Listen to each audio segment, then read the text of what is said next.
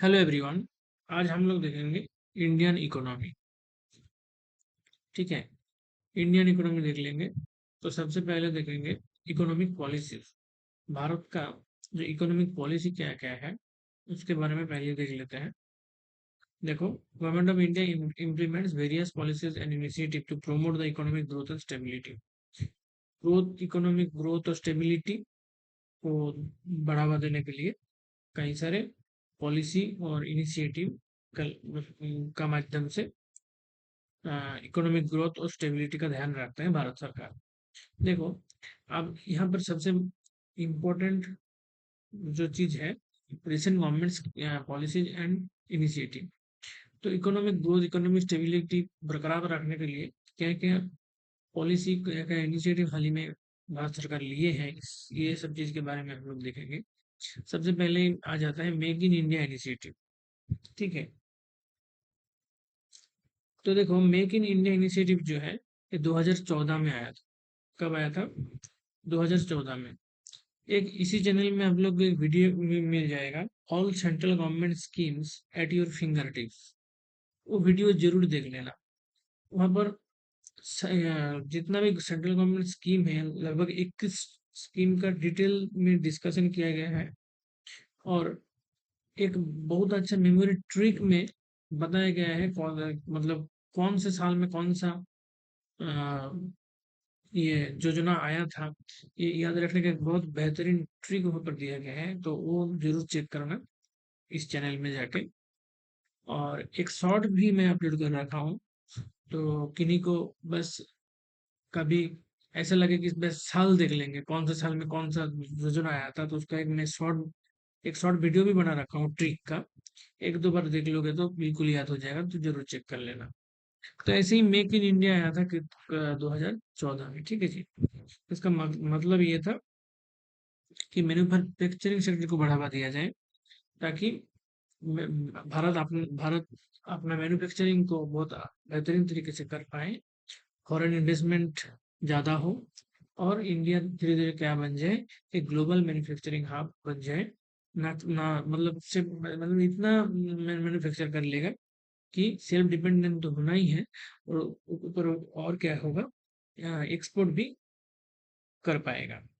तो ये था मेक इन इंडिया। देखो, फैसिलिटेटिंग इन्वेस्टमेंट, अगर इन्वेस्टमेंट नहीं होगा तो कैसे मेक इन इंडिया होगा? इन्वेस्टमेंट होगा तब ना मैन्युफैक्चर होगा, तो इन्वेस्टमेंट को तो जरूर फैसिलिटेट करना है। फॉस्टरिंग इनोवेशन, इनोवेशन बढ़ाना है। स्किल डेवलपमेंट जरूरी है। आपको स्किल आएगा तब ना मैन्युफैक्चर करोगे। और building best in class manufacturing infrastructure for ease doing business. Manufacturing infrastructure को मतलब बहुत आगे ले जाना है, यही उद्देश्य है ये मेक इन इंडिया इनिशिएटिव का, जो 2014 में आया था। अब देखो, नेक्स्ट इनिशिएटिव आ जाता है डिजिटल इंडिया। क्या आ जाता है?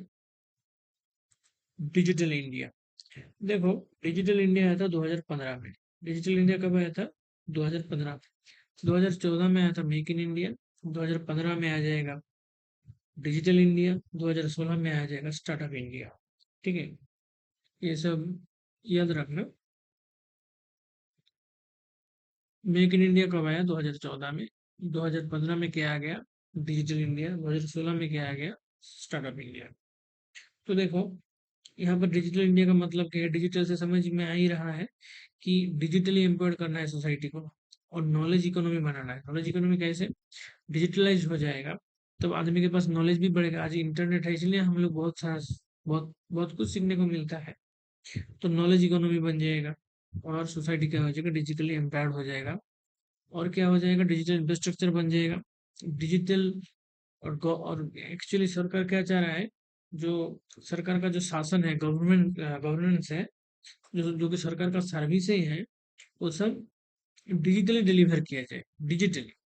ठीक है, ये सरकार का उद्देश्य है। अभी 2025 का मार्च महीने में क्या हुआ था, वो निर्मला सीतारमन जी, एक प्राइम मिनिस्टर का इंटर्नशिप स्कीम चालू हुआ है। आप लोग करंट अफेयर्स का ध्यान रखते हैं तो आप लोगों को पता होगा। अभी 2025 में क्या किया है, प्रधानमंत्री इंटर्नशिप स्कीम आया है। तो उसी में निर्मला सीतारमन जी ने क्या किया, एक ऐप का लॉन्च किया। उस ऐप का माध्यम से क्या होगा, इंटर्नशिप की सुविधाएं मिलेगी। तो ऐसे क्या हो रहा है, मतलब सरकार क्या चाह रहा है कि मतलब डिजिटलाइज्ड हो जाए सब कुछ, है ना? गवर्नमेंट सर्विस जो भी है डिजिटलाइज हो जाए, ये उद्देश्य है। और सिटीजन को डिजिटल, मतलब सरकार चाह रहा है सिटीजन जो है वो डिजिटली एम्पावर्ड हो जाए।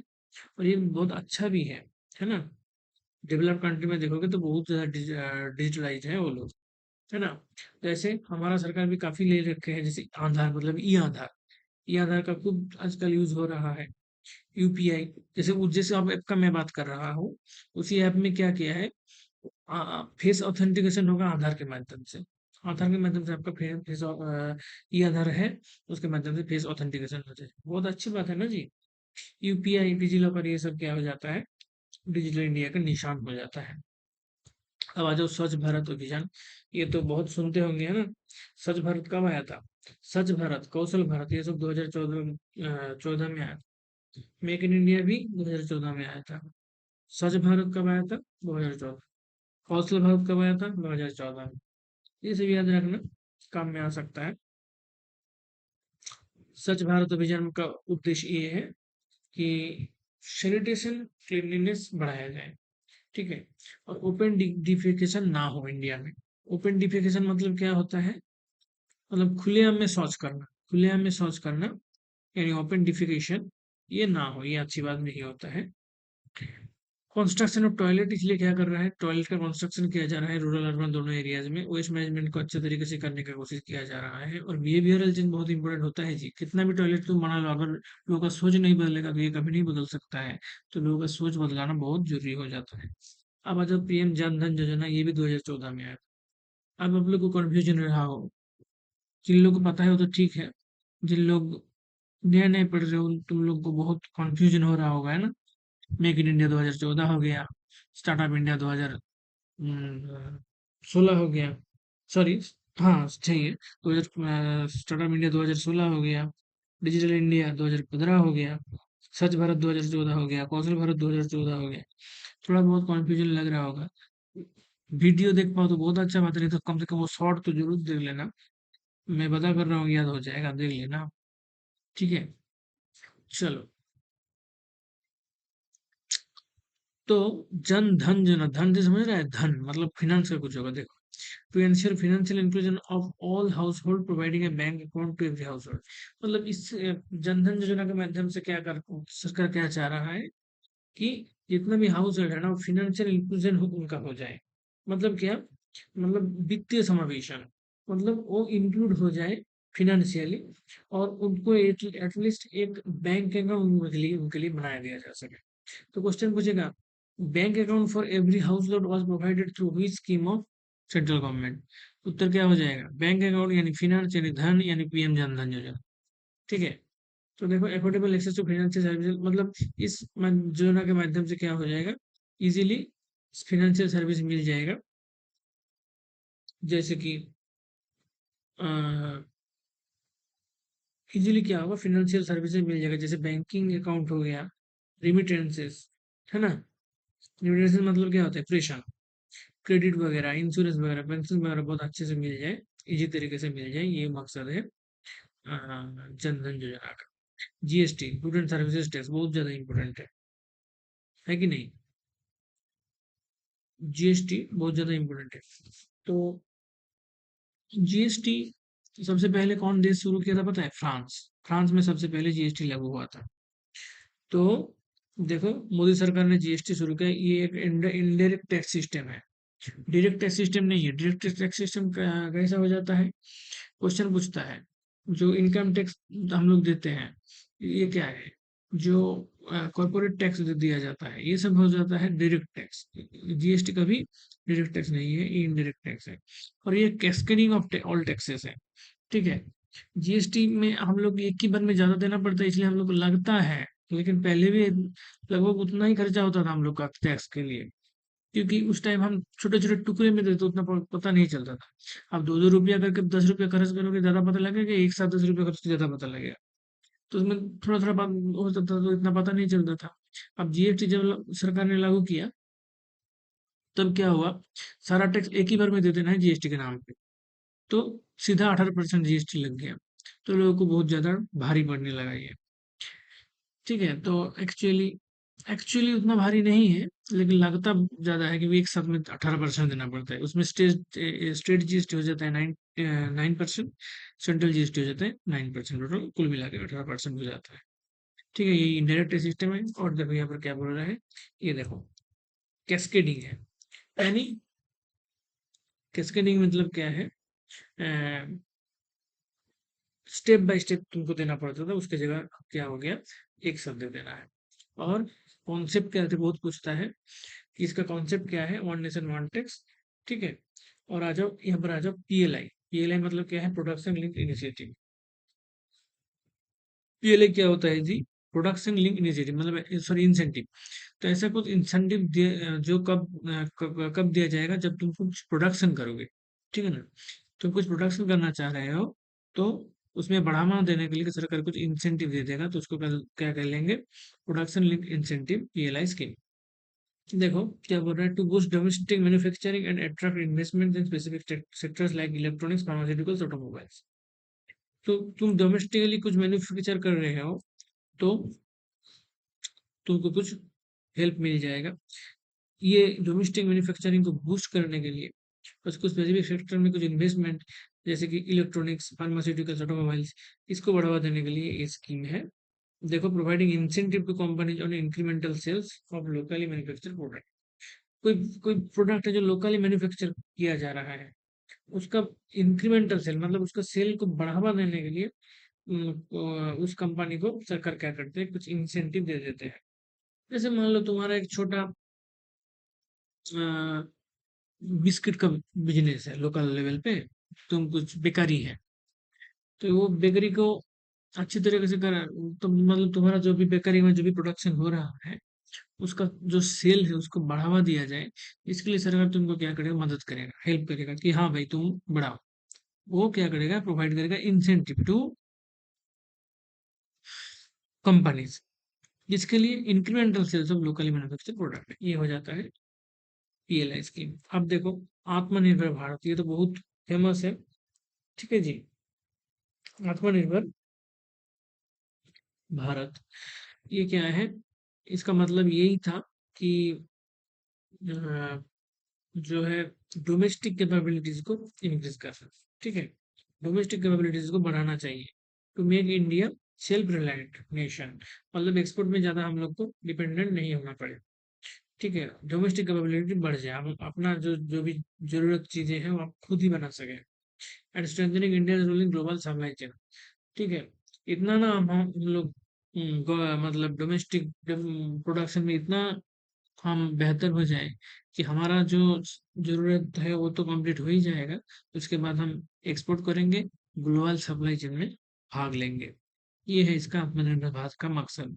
देखो यहाँ पर क्या प्रोवाइड किया जाता है, economic stimulus packages and reforms focusing on land, labour, liquidity and loss. ठीक है, यहाँ पर series of economic stimulus package दिया जा सके कि ताकि तुमको अ, एक प्रोत्साहन मिले, है ना, इकोनॉमिक स्टिमुलस पैकेजेस। और क्या हो जाए, रिफॉर्म्स हो जाए, लैंड लेवल पे, लेबर लेवल पे, लिक्विडिटी लॉज में। ठीक है, तो ऐसा अगर पूछ देगा क्वेश्चन तो याद रखना, जैसे मान लो पूछ दिया, which of the following central government scheme focus on land, labour, liquidity and laws. तो देखो क्वेश्चन थोड़ा डिफिकल्ट लगने लगेगा एग्जाम में जब बैठो, है ना, तो ध्यान देना जरूरी है। कौन सा ऐसा स्कीम है जो फोकस कर रहा है लैंड में, लेबर में, लिक्विडिटी में, लॉज में, तो हो जाएगा क्या, आत्मनिर्भर भारत, है ना जी। क्वेश्चन देख के नहीं लगेगा, ध्यान से देख लेना है, लैंड, लेबर, लॉज, लिक्विडिटी, ये सब आत्मनिर्भर भारत में देखा जाता है। देखो, अब दो टॉपिक हम एक पहला टॉपिक हमारा हो गया कि अभी हाल ही में क्या क्या स्कीम चल रहा है। अब दूसरा टॉपिक है सेक्टर्स ऑफ इकोनॉमी, हमारा भारत में कितना सेक्टर है। देखो, इंडियन इकोनॉमी को देखा जाए तो थ्री मेजर सेक्टर है, is very contribution to GDP and employment. ठीक है जी, अब देखो हमारा जो भारत है, जीडीपी के हिसाब से हम लोग देखेंगे तो हमारा भारत अभी फिलहाल 5th पोजीशन में है। लेकिन स्टैनले का रिपोर्ट बोल रहा है कि 2028 तक को जर्मनी को पीछे छोड़कर 3rd पोजीशन में आ जाएगा। किसका रिपोर्ट बोल रहा है? Stanley report. कब आ जाएगा? 2028 में। कौन सा पोजीशन में? 3रा पोजीशन में। किसको पीछे छोड़कर? जर्मनी को। क्यों बार बार बोल रहा हूँ? करंट अफेयर्स में इंपॉर्टेंट है। ठीक है जी। तो ये देखो, और परचेजिंग पावर पैरिटी के हिसाब से देखेंगे तो हमारा इंडिया का पोजीशन अभी फिलहाल कितना है, इस सिचुएशन जब मैं वीडियो बना रहा हूँ, इसी अभी इस टाइम में परचेजिंग पावर पैरिटी के हिसाब से भारत का पोजीशन है नंबर 3। ठीक जी। तो देखो, ये सब कुछ बात हो गया। अब हमारा इंडियन इकोनॉमी देखेंगे तो यहाँ पर मेजरली 3 सेक्टर मिल जाएगा तुमको। एक प्राइमरी सेक्टर हो जाएगा, एक सेकेंडरी सेक्टर हो जाएगा, एक टर्शियरी सेक्टर हो जाएगा। प्राइमरी सेक्टर में क्या हो जाएगा, अभी सुन लो पहले, फिर मैं दिखा देता हूँ। ठीक है, यहाँ से यहाँ कंटेंट से भी दिखा देंगे, पहले सुन लो थोड़ी देर, तो ये आसान लगेगा जब देखोगे। देखो, 3 सेक्टर हो जाता है हमारा इंडियन इकोनॉमी में। एक होता है primary sector, secondary sector, tertiary sector. Primary sector में आ जाता है क्या? एग्रीकल्चर। सेकेंडरी सेक्टर में क्या आ जाता है? सेकेंडरी सेक्टर में आ जाता है कई तरह का उद्योग है, यानी इंडस्ट्रीज। थर्ड में क्या आ जाएगा? सर्विसेज। प्राइमरी सेक्टर में एग्रीकल्चर है, तो पहले क्या हुआ करता था? सबसे लार्जेस्ट कंट्रीब्यूटर टू जीडीपी हुआ करता था। ठीक है, जीडीपी में अभी हाल ही में एग्रीकल्चर कितना पार्टिसिपेट करता है, कितना परसेंट जीडीपी एग्रीकल्चर से आता है? तो 18 से 20% अभी हाल ही में आता है। लेकिन पुराने जमानों में ये सबसे बड़ा कंट्रीब्यूटर था जीडीपी का, एग्रीकल्चर। दिन ब दिन इसका कंट्रीब्यूटिव परसेंटेज घटते जा रहा है। ठीक है। अच्छा, लेकिन बात ये है कि एग्रीकल्चर हमारे देश को, हमारा देश का जितना भी वर्क फोर्स है उसका लगभग 50% लोग को अभी भी रोजगार देता है। तो रोजगार के मामले में ये सेक्टर सबसे आगे है, एग्रीकल्चर सेक्टर यानी प्राइमरी सेक्टर। ठीक है, 45 से 50% लोगों को अभी ये एम्प्लॉयमेंट देता है। सेकेंडरी सेक्टर में आ जाएगा इंडस्ट्रीज। इंडस्ट्री इंडस्ट्री सेक्टर जो है हमारा, अभी ग्रो कर रहा है, अच्छा ग्रो कर रहा है। अभी हाल ही में ये जो हमारा जीडीपी है, ठीक है, जीडीपी 25 से 28% तक ये कंट्रीब्यूट कर रहा है जीडीपी का। 25 से लेकर के 28% तक जीडीपी में कंट्रीब्यूट कर रहा है ये सेकेंडरी सेक्टर यानी इंडस्ट्री सेक्टर। ठीक है। अच्छा, कितना पॉपुलेशन को एम्प्लॉयमेंट दे रहा है ये? 20 से 25% लगभग। जहाँ पर एग्रीकल्चर 50% को दे दिया था, ये लमसम हाफ मान सकते हो, 20 से 25% लोगों को एम्प्लॉयमेंट देता है। अब थर्ड आ जाएगा टर्शियरी सेक्टर, सर्विसेज सेक्टर। ये अभी सबसे लार्जेस्ट सेक्टर है और अभी ये बहुत ज्यादा ग्रो कर रहा है, आगे भी करेगा। ठीक है, खासकर सर्विसेज सेक्टर में तुम देखोगे तो आईटी सेक्टर वगैरह बहुत ज्यादा डेवलपमेंट कर रहा है। ये फास्टेस्ट ग्रोइंग सेक्टर भी है और अभी हाल ही में लार्जेस्ट सेक्टर है। क्यों लार्जेस्ट सेक्टर है? ये मतलब 30% लगभग कंट्रीब्यूशन करता है, तुम्हारा क्या बोलते हैं उसको, पॉपुलेशन में। पॉपुलेशन के हिसाब से देखेंगे तो 30% लोग को ये एम्प्लॉयमेंट देता है। लेकिन जीडीपी का कंट्रीब्यूशन देखेंगे तो बहुत ज्यादा हो जाएगा, 53 से लेकर के 55%।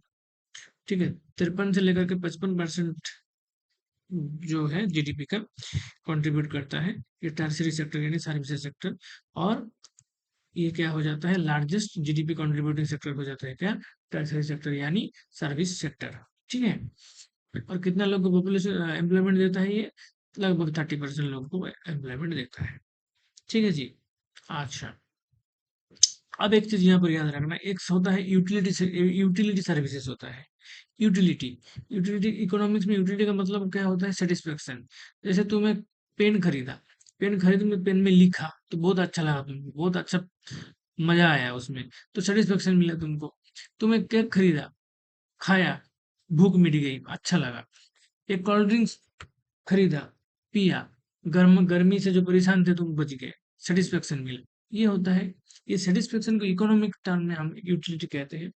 तो यूटिलिटी सर्विसेज अगर पूछ दिया तुमको परीक्षा में, तो सर्विसेज सेक्टर कौन से सेक्टर को कहते हैं? टर्शियरी सेक्टर को। लेकिन यूटिलिटी सर्विस अगर बोल देगा तो हो जाएगा सेकेंडरी सेक्टर। याद रहेगा, सेकेंडरी सेक्टर यानी इंडस्ट्री वाला, उसमें आ जाएगा यूटिलिटी सर्विस। और बाकी जो नॉर्मल अदर्स जो भी सर्विस हैं, सर्विसेज, टर्शियरी सेक्टर में आते हैं। तो अब देखो, आप देख लेंगे, जो भी इम्पोर्टेंट बात था हम बोल दिए हैं, जल्दी जल्दी देख लेना है। देखो, सबसे पहले क्या है, एग्रीकल्चर सेक्टर। देखो, this sector includes activities like farming, forestry, fishing, mining, quarrying. ठीक है। माइनिंग का मतलब क्या है, खनन, और क्वेरिंग का मतलब क्या है, उत्खनन। ठीक है जी। It is the primary sector of economy. ठीक है। 18 to 20% हिस्टोरिकली द लार्जेस्ट। इतिहास में देखेंगे तो ये लार्जेस्ट शेयर था जीडीपी का, लेकिन अभी फिलहाल में नहीं है, डिक्लाइन हो रहा है। अभी कितना है, 18 से 20%। एम्प्लॉयमेंट में लार्जेस्ट है, पहले ही बताया था। एग्रीकल्चर में अभी एम्प्लॉयमेंट सबसे ज्यादा है अभी तक। कितना परसेंट है अभी, देखा जाए तो 45 to 50%, लेकिन ये घटते जा रहा है दिन प्रतिदिन। और एग्रीकल्चर वाले लोग कहाँ पर शिफ्ट हो रहा है, इंडस्ट्री में शिफ्ट कर रहा है। इसलिए इंडस्ट्री वाला यानी सेकेंडरी सेक्टर बहुत ज्यादा, उसमें एम्प्लॉयमेंट धीरे धीरे बढ़ रहा है। ठीक है। क्यों लोग छोड़ के जा रहा है एग्रीकल्चर में, क्योंकि हमारा इंडिया में सबसे ज्यादा जो है स्मॉल और मार्जिनल फार्मर्स है, उनके पास उतना जमीन नहीं है। ठीक है। फार्मर 5 टाइप का होता है। एक होता है मार्जिनल फार्मर, जिन लोग के पास 1 हेक्टर भी जमीन नहीं है, 0 से 1 हेक्टर जमीन है। जिनके पास 1 से 2 हेक्टर जमीन है, उनको कहते हैं स्मॉल फार्मर्स। जिनके पास 2 से 4 हेक्टर जमीन है, उनको कहते हैं मीडियम, सेमी मीडियम फार्मर्स। जिनके पास 4 से 10 हेक्टर जमीन है, उनको कह लेंगे क्या, मीडियम फार्मर्स। 10 से ज्यादा हो तो large farmers. Large farmers, small farmers, large farmers, semi medium, medium, ये हमारे पास इंडिया में है, लेकिन बहुत कम है। खासकर लार्ज फार्मर तो बहुत ही ज्यादा कम है। ज्यादातर जो मिलेगा तुमको स्मॉल और मार्जिनल फार्मर्स मिलेगा, तो उनके पास भाई जमीन ही नहीं है। ये फार्मर वाला क्लासिफिकेशन याद रखना इंपॉर्टेंट है, कई बार क्वेश्चन में पूछते हैं। तो देखो, स्मॉल मार्जिनल फार्मर्स के पास जमीन जमीन ही नहीं है, तो कहाँ से उतना रिसोर्स उसके पास, ना है जमीन है, इतना छोटा छोटा जमीन है, रिसोर्स भी अच्छे से नहीं है। तो इनको अगर ये एग्रीकल्चर करता है तो इसका खर्चा बहुत ज्यादा हो जाता है, प्रॉफिट उतना नहीं कर पाता है, तो इसलिए उतना इंटरेस्ट नहीं रख पा रहा है एग्रीकल्चर में, और धीरे धीरे शिफ्ट कर रहे हैं। कहाँ शिफ्ट कर रहे हैं, इंडस्ट्री सेक्टर में, यानी सेकेंडरी सेक्टर में। देखो क्या बोल रहा है, largest employer in India, agriculture sector, 45 से 50% ऑफ द वर्क फोर्स। ठीक है, लेकिन ये डिक्लाइन हो रहा है। तो देखो, हाईएस्ट डिपेंडेंट ऑन, देखो क्यों ये दिक्कत का क्यों हो रहा है एग्रीकल्चर में, मानसून में बहुत ज्यादा डिपेंडेंट है। कभी जल्दी आ गया तो गड़बड़ हो जाएगा, मानसून लेट आएगा तो खरीफ खरीफ का फसल जो भी है वो खराब हो जाएगा, है ना, नहीं, प्रोडक्शन नहीं होगा। मानसून कम पानी तो भी दिक्कत, ज्यादा पानी तो भी दिक्कत। कम पानी होगा तो पानी के मतलब छोटे मोटे फार्मर्स से, सब स्मॉल मार्जिनल फार्मर्स तो पानी का अवेलेबिलिटी नहीं कर पाएंगे, तो जमीन खराब जाएगा, वहां पर प्रोडक्शन नहीं मिलेगा। पानी बरसात ज्यादा हो गया तो कई सारे डिजीज, इंसेक्ट अटैक हो जाएगा फील्ड में, तो उतना अच्छा प्रोडक्शन नहीं हो पाएगा। और डिजीज इंसेक्ट अगर अटैक हो गया फील्ड में, तो इंसेक्टिसाइड, पेस्टिसाइड, ये सब खरीदते खरीदते इनपुट इन्वेस्टमेंट, इनपुट यानी इन्वेस्टमेंट बहुत ज्यादा हो जाता है, प्रॉफिट में नहीं हो पाता है। इसलिए लोग एग्रीकल्चर छोड़ छोड़ के भाग रहा है, खासकर स्मॉल और मार्जिनल फार्मर्स। देखो, लेवल टू क्लाइमेट चेंज, ये भी एक दिक्कत है, और डोमिनेटेड बाई स्मॉल और मार्जिनल फार्मर्स बहुत ज्यादा है। ठीक है, ये भी एक दिक्कत हो जाता है। देखो, अब आ जाएंगे इंडस्ट्री सेक्टर यानी सेकेंडरी सेक्टर। इंडस्ट्री मतलब क्या है, वहां पर मैन्युफैक्चरिंग कंस्ट्रक्शन ही तो होगा, लेकिन यूटिलिटी सर्विसेज भी आ जाता है यहाँ पर। जैसे कि इलेक्ट्रिसिटी हो गया, गैस हो गया, वाटर सप्लाई हो गया, ये कहीं जो यूटिलिटी सर्विसेज है, ये भी इंडस्ट्री सेक्टर यानी सेकेंडरी सेक्टर में आ जाता है। इसका कंट्रीब्यूशन क्या है, 25 से 28%। और the government is trying to push this sector through initiative like make in India. Make in India में क्या है, हम लोग मैन्युफैक्चर को यानी कंस्ट्रक्शन को बढ़ावा दे रहे हैं, और वो कौन सा सेक्टर में आता है, सेकेंडरी सेक्टर में। मेक इन इंडिया कब आया था, 2014 में। ये सब इंपॉर्टेंट पॉइंट हो जाता है। अब देखो, this sector is crucial for absorbing the shifting workforce from agriculture छोड़ के जो भाग रहे हैं, वो लोग यहाँ पर आ रहा है। अभी कितना वर्कफोर्स को ये एम्प्लॉयमेंट दे रखा है, 20 से 25%। अब देखो, कई सारे इनका टाइप्स होता है, कुछ होता है लार्ज स्केल इंडस्ट्री, जैसे आयरन आयरन स्टील हो गया, टाटा वगैरह।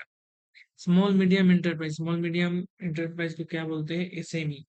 एक और होता है एमएसएमई, यानी मीडियम स्मॉल माइक्रो एंटरप्राइजेस। यहाँ पर SME, small medium enterprises, cottage industries वगैरह, मतलब बड़ा से लेकर के छोटा, कई सारा का टाइप्स होते हैं इनका। ठीक है, माइनिंग, क्वेरिंग, ये भी माइनिंग भी तो एक इंडस्ट्री है कि नहीं जी? माइनिंग,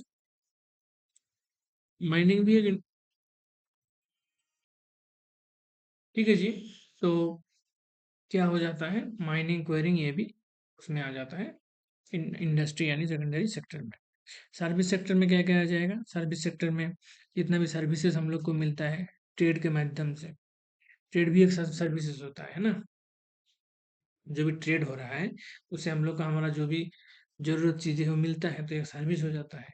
होटल सर्विस, ट्रांसपोर्ट का service, communication service, financial service, bank वगैरह, इंश्योरेंस सर्विस, LIC वगैरह, real estate service, professional service, public administration service, जैसे तुम्हारा एग्रीकल्चर में कुछ गड़बड़ हुआ तो ADO आ गया, ब्लॉक लेवल में कुछ गड़बड़ हुआ तो BDO आ गया। तो ये एडमिनिस्ट्रेशन एडमिनिस्ट्रेशन का जो भी सर्विसेज मिलता है, डिफेंस सर्विस, आर्मी वगैरह, जो भी सर्विसेज है वो सारा कुछ service sector and tertiary sector में आ जाता है, एक्सेप्ट यूटिलिटी सर्विस जो सेकेंडरी यानी इंडस्ट्री सेक्टर में आ जाता है। It is also tertiary sector. ठीक है, ये तो हो गया। कंट्रीब्यूशन में पहले ही बताया था, लार्जेस्ट है अभी हिलल में और फास्टेस्ट ग्रोइंग भी है। ठीक है, और GDP में कितना कंट्रीब्यूट कर रहा है? बहुत ज़्यादा कर रहा है, 50% से ज़्यादा, 53 से 55%।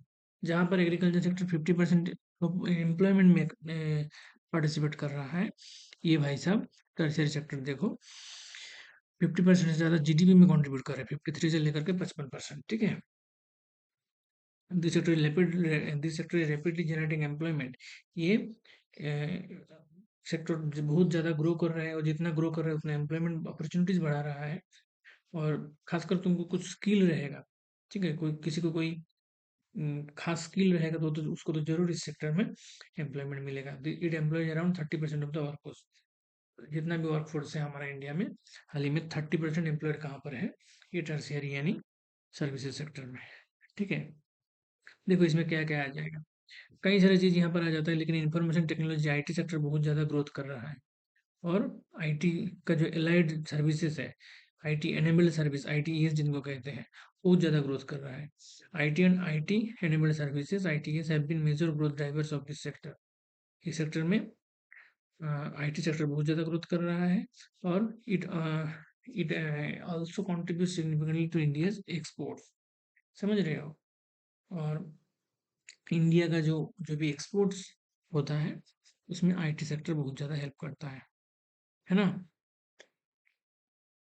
IT sector contributes significantly to India's exports।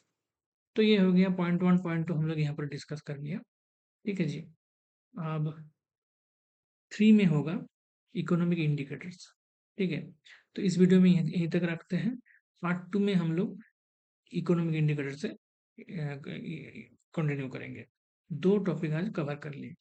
ठीक है, कमेंट करके बताइएगा इंडिया का जो भी एक्सपोर्ट है, इंडिया का एक्सपोर्ट में कौन सा सेक्टर सिग्निफिकेंटली कंट्रीब्यूट करता है? ठीक है, इंडिया का एक्सपोर्ट में कौन सा सेक्टर सिग्निफिकेंटली कंट्रीब्यूट करता है? कमेंट करके जरूर बताएं। वीडियो अच्छा लगा हो तो लाइक जरूर कीजिए, चैनल को सब्सक्राइब करना मत भूलना। Thank you very much.